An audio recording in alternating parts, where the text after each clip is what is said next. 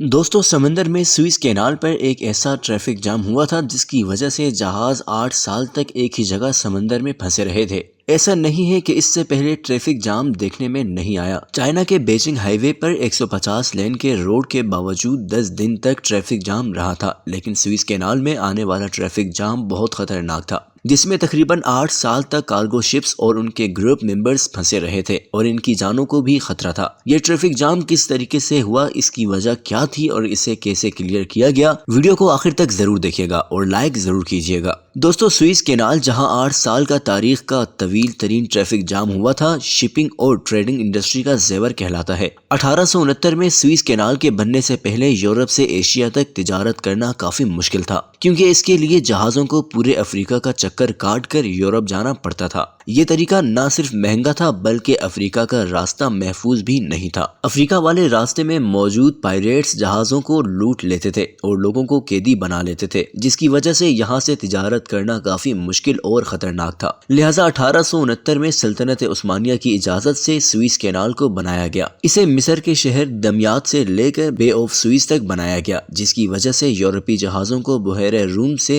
Red सी में आने का रास्ता मिल गया, जहाँ से एशिया तक रसाई हासिल करना मुश्किल नहीं था। लिहाजा तिजारत बहुत ही आसान हो गई। इस कैनाल की वजह से यूरोप से एशिया और एशिया से यूरोप जाने वाला हर जहाज 10,000 किलोमीटर का रास्ता बचा लेता था। लेकिन 5 जुलाई 1967 को कुछ अनोखा होने वाला था। सुबह सुबह बहरे रूम की जानिब से 15 कार्गो शिप सुइज कैनाल की तरफ आ रहे थे। इन्हें अंदाजा भी नहीं था कि इस दौरान मिस्र और इसराइल के दरमियान टेंशन चल रही है। इसराइल का बॉर्डर वैसे तो सुइज कैनाल से 200 किलोमीटर दूर था, जिसकी वजह से मिस्र को कोई परेशानी नहीं थी। दोस्तों इसराइल के बॉर्डर से लेकर सुइज कैनाल तक के इलाके को साइनाई पेनिनसुला कहा जाता है। 5 जून को इसराइल ने मिस्र पर कई मिसाइल फायर किए और जिसके बाद दोनों के दरमियान जंग शुरू हो गई। 6 दिन के अरसे में इसराइली फौज ताकतवर रही और आगे बढ़कर साइनाई पेनिनसुला पर कब्जा कर लिया। अब ये सारा इलाका इसराइल की टेरिटरी में शामिल हो चुका था। लिहाजा मिस्र की गवर्नमेंट ने फौरन से सुइज कैनाल को दोनों तरफ से बंद कर दिया और ये 15 cargo ships great bitter lake में फंस गए।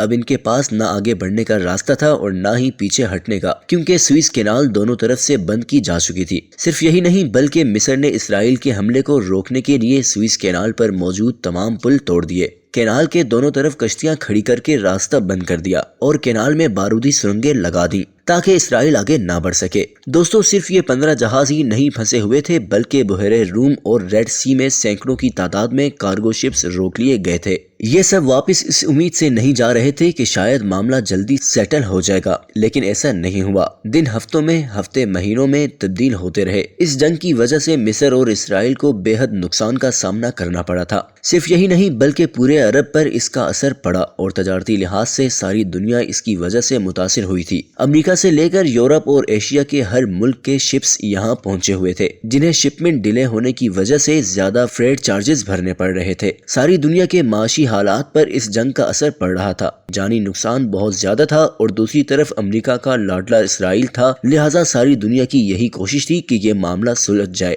इस सूरत में फंसे हुए जहाजों के पास इसके सिवा कोई चारा नहीं था कि अफ्रीका का चक्कर काट कर यूरोप और एशिया में दाखिल हों। लेकिन ये तो वो जहाज थे जो बहरे रूम या रेड सी में मौजूद थे। लेकिन सुइज कैनाल के अंदर फंसे हुए जहाजों के पास ना तो आगे बढ़ने का रास्ता था और ना ही पीछे हटने का। उनका क्रू भी इस सारी सूरत हाल से तंग आ चुका था, लेकिन इनके पास इंतजार करने के अलावा कोई चारा नहीं था। इन जहाजों में British, German, Polish, French, Czechoslovakian, Swedish, Bulgarian और अमेरिकन जहाज मौजूद थे। इन सबको अपनी परेशानियां लगी हुई थी। इन बेचारों के पास तो आगे या पीछे हटने का कोई रास्ता ही नहीं था। जब काफी महीने गुजरने के बाद भी हालात सही होने की कोई उम्मीद नजर नहीं आई तो शिपिंग कैंपियंस ने तमाम क्रू वापस बुला लिया और सिर्फ 10-10 लोगों को जहाजों की मेंटेनेंस के लिए छोड़ दिया गया।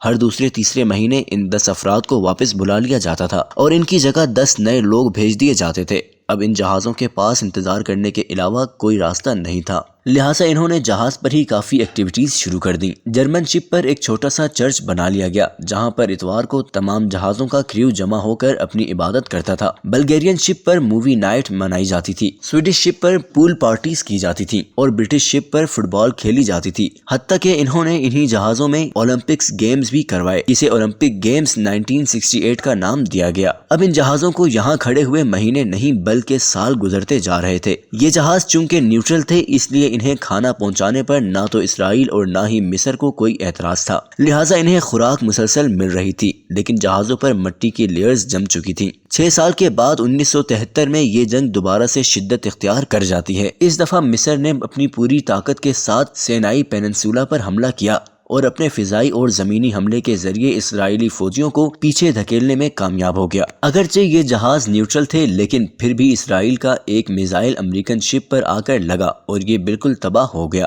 ایک ہفتے کی لڑائی میں دونوں طرف کا بے حد نقصان ہوا، جس کے بعد امریکہ نے اسرائیل تک اسلحے اور جہاز کا ایک پل بنا دیا اور گولہ بارود پہنچایا کہ مصری فوج کو پیچھے ہٹنا پڑا۔ اس کے بعد سیز فائر کا ایگریمنٹ سائن کر لیا گیا اور دونوں ممالک نے اپنے اپنے ٹروپس کو واپس بلانا شروع کر دیا۔ 6 سال تک چلنے والی جنگ تو بند ہو چکی تھی، لیکن یہ جہاز اب بھی باہر نہیں نکل سکتے تھے۔ 6 سالوں کی لڑائی نے بے شمار میزائل کے ٹکڑے، میٹل اور جہازوں کے ٹکڑے پوری کینال میں بکھیر دیے تھے۔ اس کے علاوہ مصر نے پوری کینال میں جگہ جگہ مائنز بھی لگائی ہوئی تھی، لہٰذا یہ جہاز ابھی تک حالت جنگ میں تھے اور انہیں مزید 2 سال لگے، کیونکہ اتنی بڑی کینال کو صاف کرنا کوئی آسان کام تو نہیں تھا۔ سوئس کینال کو صاف کرنے میں مصر کو 2 سال لگ گئے اور اس دوران یہ جہاز یہیں پھنسے رہے۔ بالآخر 5 جون 1975 کا دن آیا جب سوئس کینال کو کھول دیا گیا اور ان جہازوں کو جانے کا راستہ مل گیا۔ یہ 14 جہاز، جن میں سے ایک تباہ ہو چکا تھا، جب اپنے اپنے ملک پہنچے تو ان کا شاندار استقبال کیا گیا، کیونکہ ایک طرح سے یہ بھی ایک بہت لمبی لڑائی لڑ کر آئے تھے جس کے آثار ان کے اوپر دیکھے جا سکتے تھے۔ تمام جہازوں پر مٹی کی لیئرز جم چکی تھیں اور سب سے بڑی ہمت تو کریو کی تھی جس نے اتنے لمبے عرصے تک آئسولیشن برداشت کی۔ اب مصر اور اسرائیل کے درمیان صلح ہو چکی تھی۔ اسرائیل نے پورا سائنائی پیننسولا مصر کو واپس کر دیا، جس کے بعد مصر نے دوبارہ سے سوئس کینال کو کھول دیا اور یہاں سے جہازوں کی آمد و رفت شروع ہو گئی، جس کی وجہ سے بے حد نقصان ہو رہا تھا۔ اس طریقے سے دنیا کا سب سے طویل ترین ٹریفک جام ہوا، جو نہ تو تاریخ میں اس سے پہلے اور نہ ہی اس کے بعد دیکھنے میں آیا ہے۔ یہ تھی دوستو آج کی ویڈیو کیسی لگی کمنٹ سیکشن میں ضرور بتائیے گا۔ ویڈیو کو لائک کیجیے، شیئر کیجیے اور ہمارے چینل کو ضرور سبسکرائب کیجیے۔